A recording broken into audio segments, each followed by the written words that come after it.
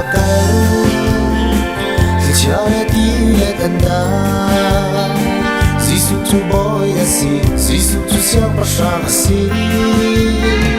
Simon Peter ni boy pa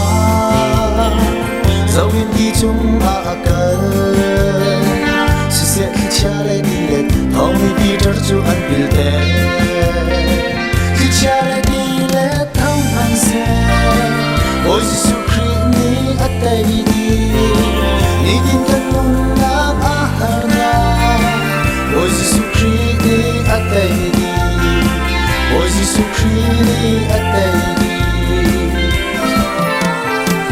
Itong wa Giêsu akal Charity let anda Giêsu tu boy asi Giêsu tu siang pasang asi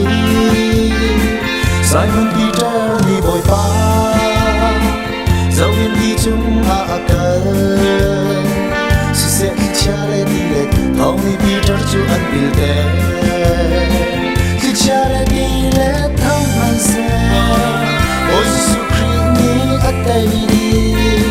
Idin kanun na aharna Ôi Giêsu Christ ni atay di Ôi Giêsu Christ ni atay di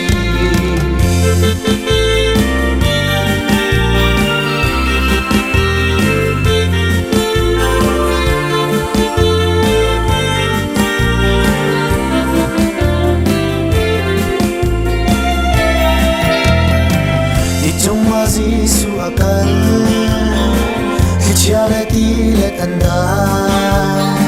Giêsu tu boy asi Giêsu tu siang pasang asi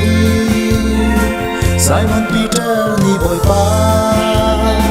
Zawin di chung akal Sisiak charity let Tommy Peter chu anpilte Charity let thong han se Ôi Giêsu Christ ni atay di Idin kanun na aharna Ôi Giêsu Christ ni atay di Ôi Giêsu Christ ni atay di